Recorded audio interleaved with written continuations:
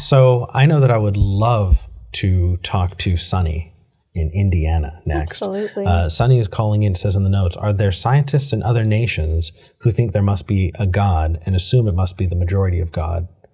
Assume that it must be the majority God of their culture / nation. Sunny, maybe you can give a little more insight to that. What did you mean? Yeah, hi. Hi. Yeah, so it seems like there are a lot of scientists who also have faith.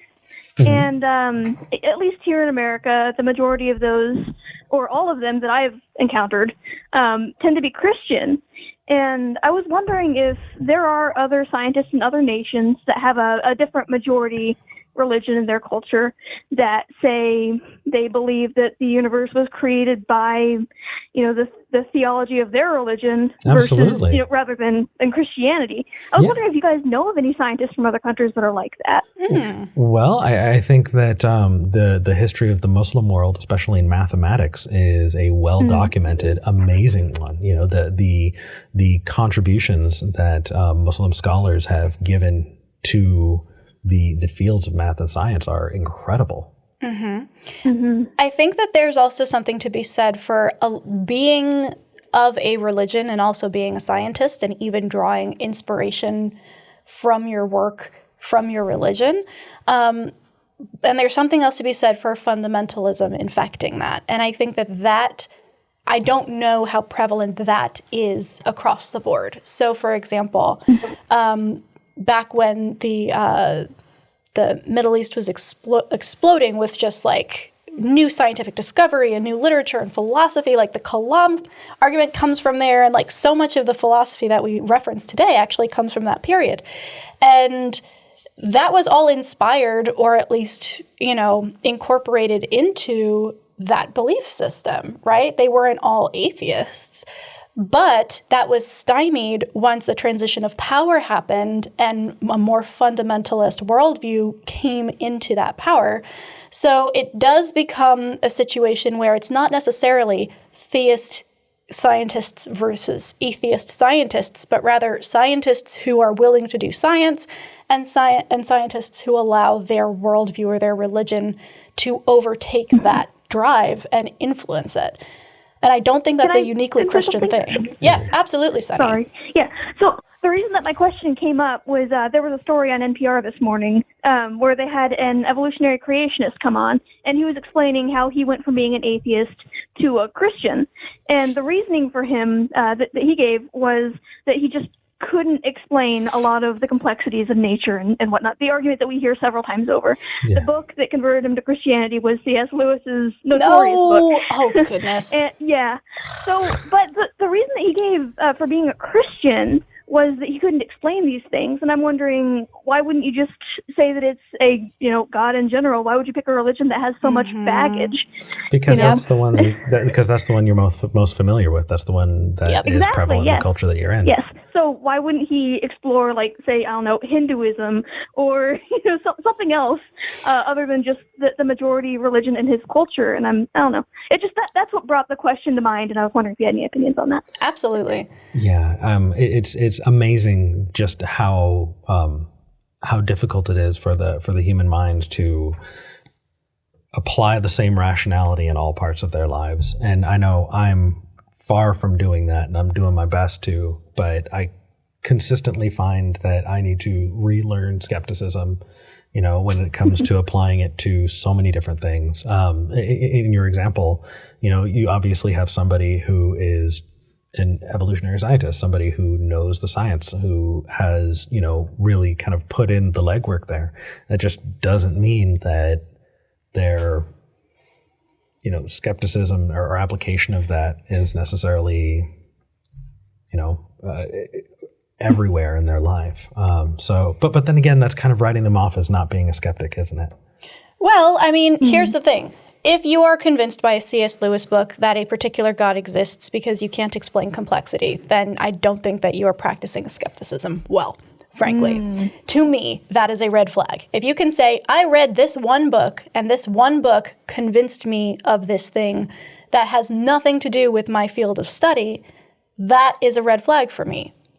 if he had said, I have run experiments and in my lab, I have determined that the original like nanoparticles that started everything had to have a creator because of XYZ, and it was run by other scientists and it was peer reviewed, then I'd be like, I'm going to tune the fuck into that. Like, tell me more. So it's not the conclusion so much as how they get there. And it's so frustrating that so often it does end up being, I saw a waterfall with 3 streams. And that reminded me of the Trinity, which is something that I grew up with and is still in my head as a thing that I can reference back to. And that's the other thing. It's really, really hard to think of things you don't have words for. And it's really hard to come to conclusions that feel natural while also assimilating new information. So we tend to go towards this thing where, oh, this just feels right. It feels true. And real truth doesn't feel like that most of the time. Most of the time, if you're looking at something, you're like, oh, that just feels right. That's just common sense. That is a huge red flag, because that probably means that something is being reaffirmed that you already think in some way, shape, or form, either because you've inherited it from your culture or because you forgot, but you had done, like, you'd watched a video on it the other day and it's still like kind of in the back of your mind or something. So we all fall for it. It's not a science thing specifically. Every single person has those blind spots. It's just frustrating when somebody uses their platform as a scientist and as an educator to say, but C.S. Lewis says that God is real, so Aslan, I guess. Oh, God. Well, at least Aslan's a fuzzy, adorable lion that we can all appreciate. Personally, I'm in the Reapercheap camp myself. I kind of checked out toward the end of that series, if I'm going to be honest. It got too weird. Fair. But Sunny, thank you so much for calling in. That's a really interesting, fun topic to play with. Absolutely. Thanks. If the chat could, or if you guys have anybody in mind, I'm really interested in learning about other scientists and other cultures who attribute their cultural god to why things exist. Because I would love to bring that up in an argument with my grandmother in the future. Absolutely. When she says, well, this scientist is a Christian, I'll be like, well, this scientist is fill in the blank. If anyone in the chat who wants to contribute to that, please do. Yeah. At Insomnia Doodles in the chat. That's me. Nice. Appreciate it. All Sunny, right. Thank you for calling in. Thank you, guys. And have a Bye. good day. You too. Oh, man. So there were a couple of people in the chat who were talking about something that I actually want to address. Absolutely. Let's go. I'm saying absolutely a lot today. I apologize. I don't know why. That's my go-to now. It's my fault. I think I influenced that in you. But now I say it and you don't. Because I'm trying not to. Okay. I'm going to have to try not to as well. Yeah, we'll get there. Okay. Okay, so... You use magic as a descriptor now. So that's me. You're like, it's magical. Oh, anyway. So... Sunny brought up that the person in that article was a evolutionary creationist. And the chat kind of blew up. They were just like, how the heck does that work? I know of 2 different explanations that were given to me. I'm not saying that is all of the explanations, but if it helps give some context, I've been told by different people that they absolutely understand evolution and accept that is reality, but they think that the course of evolution has had, influence by their God. And so they wouldn't say that it didn't happen, but that God kind of had his finger on the scales when it comes to things.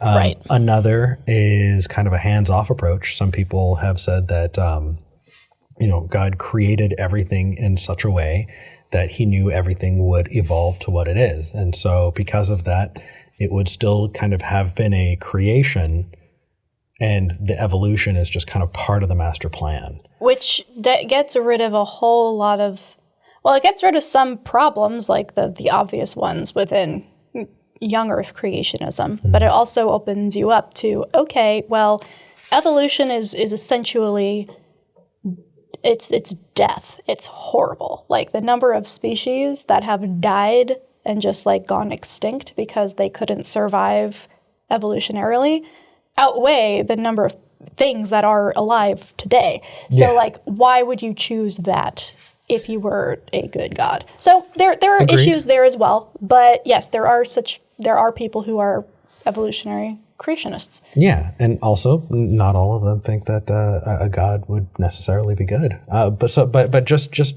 ultimately, the reason I bring it up is because people in the chat were wondering, well, how does that even work?